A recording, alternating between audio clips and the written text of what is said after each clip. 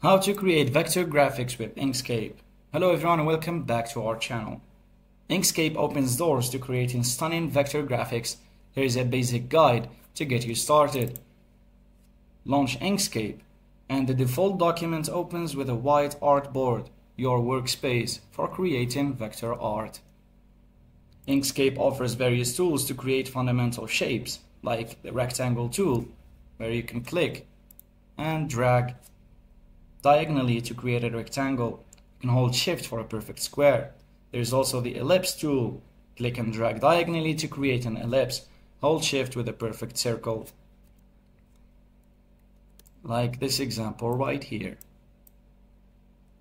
You can create different shapes and vector graphics.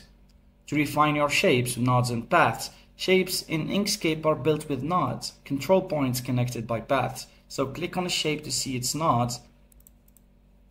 And here are the nodes, where you can edit your shape however you'd like it to be edited.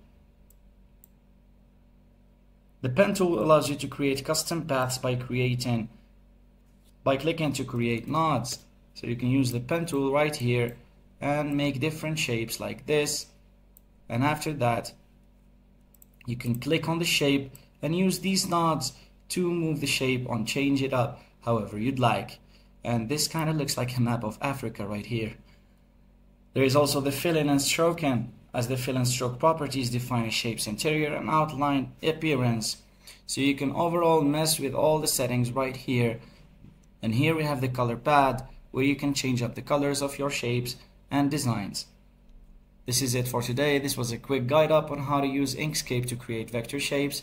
Thanks everyone, and don't forget to subscribe.